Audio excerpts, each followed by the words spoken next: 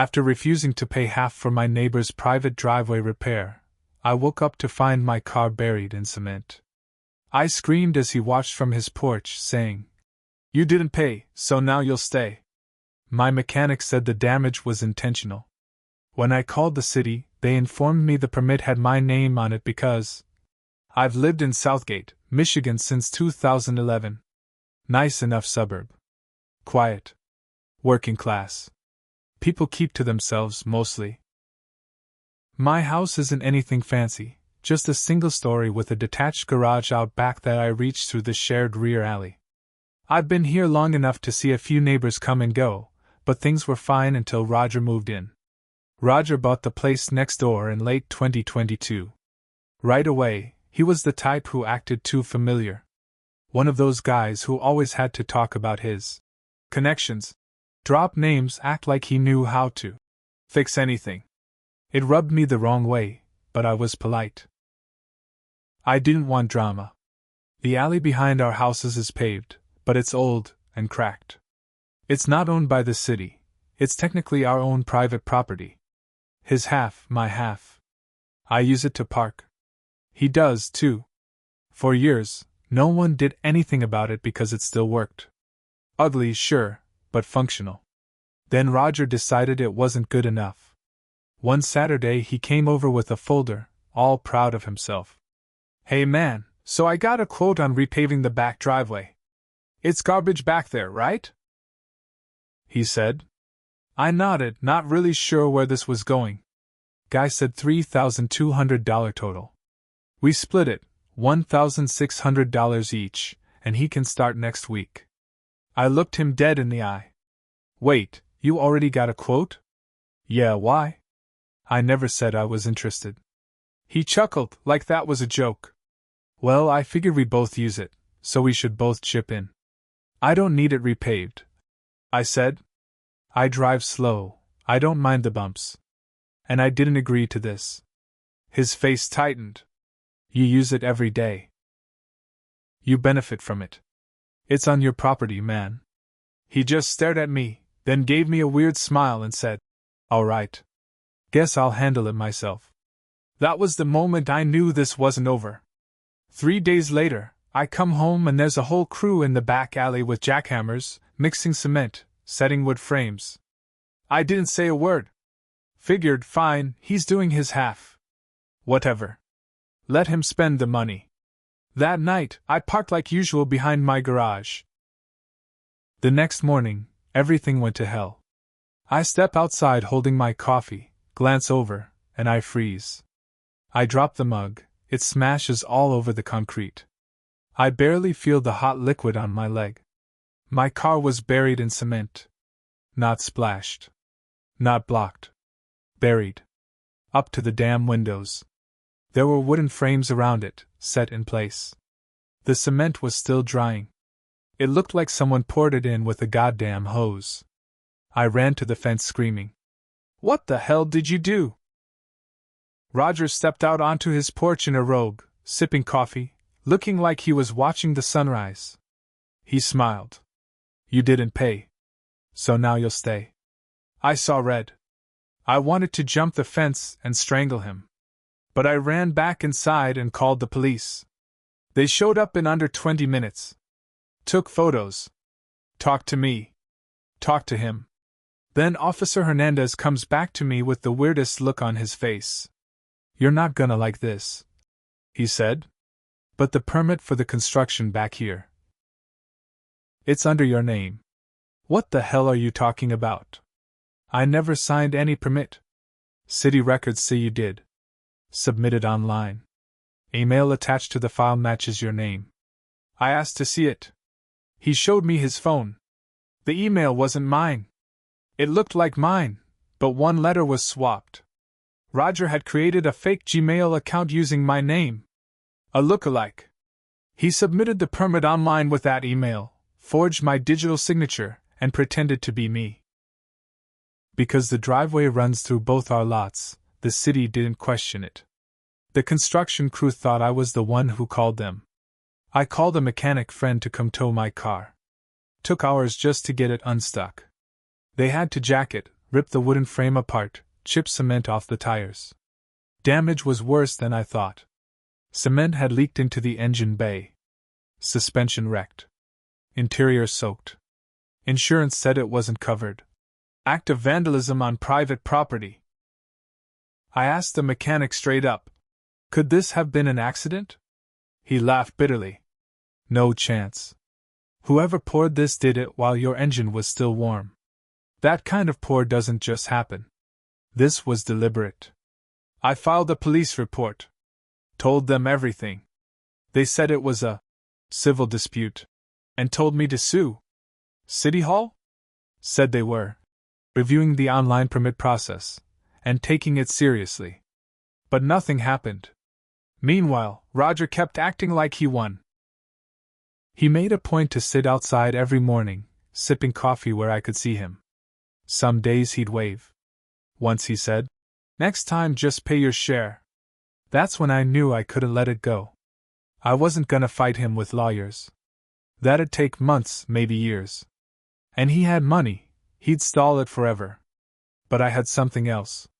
I had time. And I had friends who owed me favors. I didn't sleep for 3 nights after that.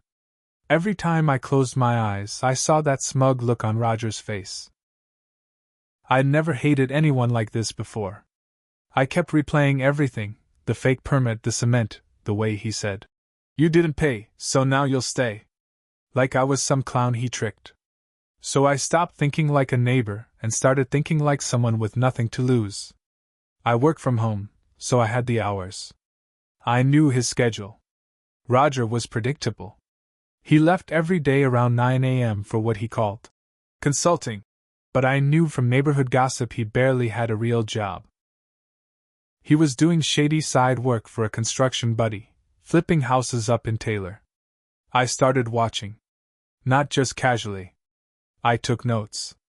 He left at 9:03 every morning. Came back around 5:30. Most days, nobody else came to his place. But once or twice, a younger guy in a beat-up truck stopped by for about 20 minutes, always looking around like he didn't want to be seen. I did some digging. Turns out Roger was working under the table with a contractor named Leon Marks. Someone who'd been fined by the state for code violations and unlicensed work. Roger wasn't just flipping houses. He was illegally cutting corners, skipping permits, and charging full price. That's when it hit me. If Roger could fake my name on a permit, maybe I could find what else he forged. Maybe something that could actually stick. I called a buddy of mine, Sam, who used to work code enforcement in Detroit. He owed me. Years ago I helped him get his cousin out of a bad car loan. I told him everything, every detail. He said he'd look into it, just out of curiosity. That's how he put it. A week later, Sam called me back. His voice was dead serious. "Dude," he said, "you're not gonna believe this. Your neighbor used your name on 2 other permits in the past year." I almost dropped the phone. "What permits?" I asked. "One for a tool shed that's technically built over a gas line. That's a violation. Big one. Second one was for grading the back slope. He reported you as a co-signer for that too." I felt sick. He didn't just use my name once. He'd done it before. Quietly. To cover his own illegal crap. "Can I prove he used my name?" I asked. "That's the problem. He signed it all digitally. But if we can show the IP address didn't come from your house, that's something." Sam said he could refer me to someone who used to track cyber fraud. Guy worked freelance now. Cost me $300, but it was worth every cent. We got the login IP addresses used to file the permits. One came from a coffee shop in Lincoln Park. Another from a mobile hotspot linked to a phone number, Roger's old number, which was still on file from a contractor license he once applied for. I had enough. I took all of it, the forged permits, the faked email, the IP logs, and brought it to the city clerk's office. They didn't ignore me this time. The assistant clerk's eyes went wide when I laid it all out. She told me to wait. 20 minutes later, A city investigator took me into a back office. I told him everything. He said what Roger did could be charged as fraud, impersonation, and even permit tampering. "We'll be escalating this to the city attorney," he said. That was all I needed to hear. Meanwhile, I didn't stop. I wasn't gonna wait for the city to slowly do their job. I had something Roger didn't know. That car he buried in cement? It wasn't paid off. It was leased. The finance company still technically owned it. And they were pissed. I contacted them, sent pictures, forwarded the mechanic's report. They opened a damage claim. Next thing I know, they're calling him for repayment. Turns out, when someone destroys a leased car out of spite, it becomes a legal nightmare. They sent a recovery specialist to his door. Roger came banging on my door 2 days later, red in the face. "You set them on me? You poured cement into my car," I said. "This is just gravity doing its job. You want a war?" he yelled. "No," I said. "I already won. You just haven't noticed yet." He stormed off, but he looked shaken. That's when the building inspector showed up on his property with a clipboard and 2 officers in tow. They were there for the illegal shed, and to serve a stop work order for unpermitted renovations he'd started on his basement. I watched the whole thing from my kitchen window. Roger stood on his porch, arguing, sweating, trying to explain away the permits. But they had the IP logs now. They had my statement. He was stuck. Still, I wasn't done. Because there was one more thing I'd been holding back. So by this point, the city had started crawling all over Roger's property. Inspectors had slapped a red tag on his shed. He tried to rip it off. Bad idea. That's a misdemeanor. Then he claimed he didn't know it was illegal to build over a gas line. The inspector laughed in his face and said, "Well, your neighbor knew, because you used his name on the damn permit." He was unraveling. But I didn't feel satisfied yet. He still had that cocky look in his eyes when we passed each other. Still looked at me like I was the one overreacting. That smugness, it had to go. That's when I remembered something from last winter. Back in January, Roger had a big delivery dropped off, skids of hardwood flooring, insulation, drywall. I remember because the truck blocked my driveway for 30 minutes. I'd snapped a photo to report it, but never sent it. I dug up the picture. Looked at the boxes. The address label said 1041 Palmetto Drive. That wasn't his house. That was across town. I ran the address through the city records. It belonged to a small duplex owned by a local woman named Darlene Holtz. She'd been renting it out for years. And guess what? The permit for renovations at that duplex was also filed under my name. That's when it clicked. Roger was using my identity not just for his own house, but for jobs all over the area. Because I had no criminal record. No code violations. Nothing. He could file, clean, paperwork using my name, get around background checks or prior fines, and slip under the radar. He didn't just fake a driveway permit.